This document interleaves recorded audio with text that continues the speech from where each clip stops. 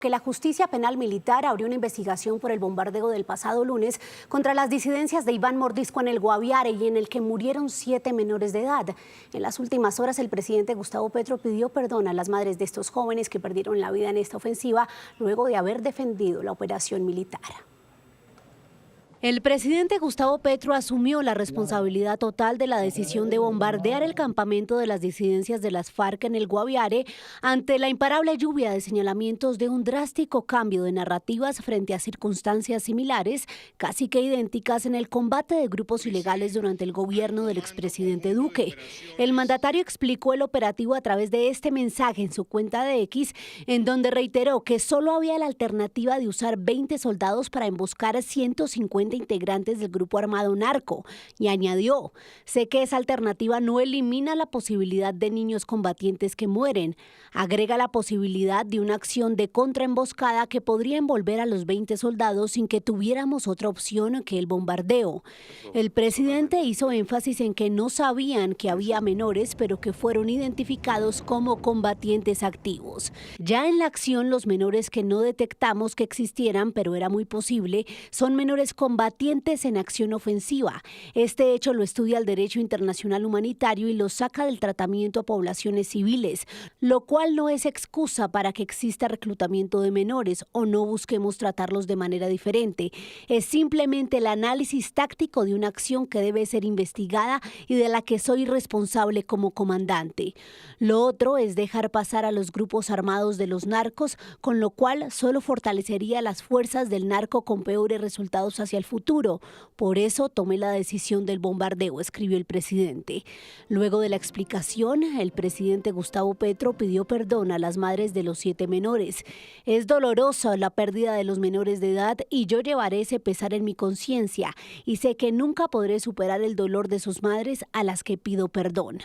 En una posición distante a la del mandatario, Iván Cepeda, candidato presidencial del Pacto Histórico y uno de los principales críticos de estas operaciones durante el gobierno pasado, escribió: como lo he hecho en el pasado, reitero mi posición de que acciones de esta naturaleza están claramente prohibidas por el derecho humanitario. El derecho humanitario y sus preceptos deben ser respetados en toda circunstancia y por todos. Por su parte, Roy Barreras, promotor de la moción de censura en contra del exministro de Defensa Guillermo Botero, que terminó con su renuncia, resaltó que en esta ocasión no se le mintió al país ni se escondió la verdad, pero eso no alivia el dolor de las familias de esos menores. La inteligencia y la tecnología previenen desgracias. En cada operativo está en juego la vida, pero nunca debe estar en juego la vida de menores. Hemos buscado a los 2 aspirantes a la presidencia, cuyos equipos aseguran que por ahora solo se referirán a este episodio a través de estos mensajes en sus redes sociales.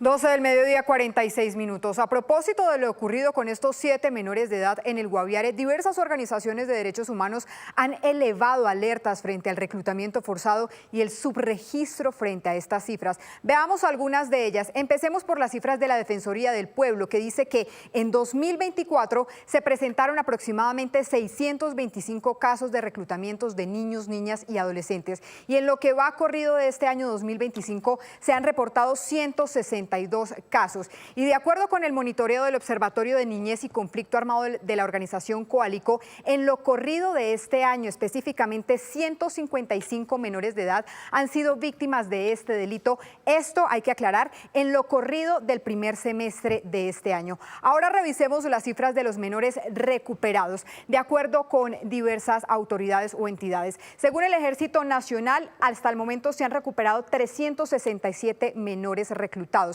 Por parte de la policía se han recuperado 15 menores de edad y por parte de las fuerzas militares se logró la recuperación de 367 menores de edad. Pero justamente para hablar de este tema nos conectamos a esta hora con la coordinadora de la Secretaría Técnica de Coalico. Es la coalición para prevenir la vinculación de niños, niñas y jóvenes al conflicto armado. Hilda Molano. Doctora Hilda, gracias por estar con nosotros en Noticias Caracol. Quiero empezar preguntándole, ¿por qué se está dando este incremento de este delito del reclutamiento forzado?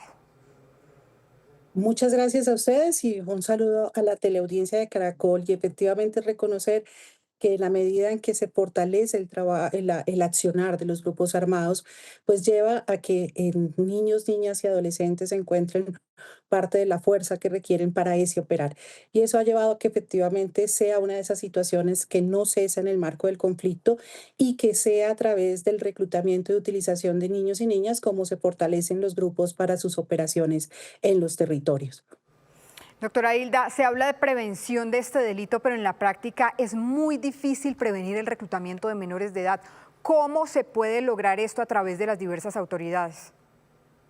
Es definitivamente importante lograr que efectivamente tuviéramos un compromiso de los grupos armados. Es en el cese de esta violación por parte de los grupos que vamos a encontrar la respuesta más eficaz frente a estas cifras que, como ustedes decían al comienzo, son apenas una muestra por el subregistro tan alto que se presenta en estos casos.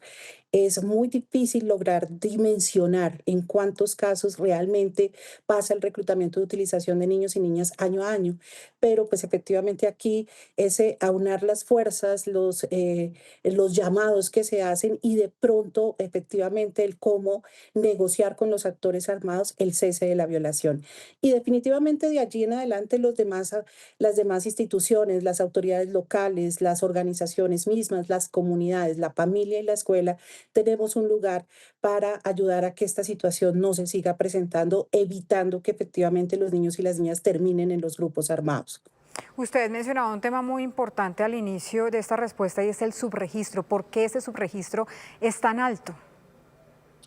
Porque no logramos alcanzar a lograr la denuncia efectiva de estas situaciones.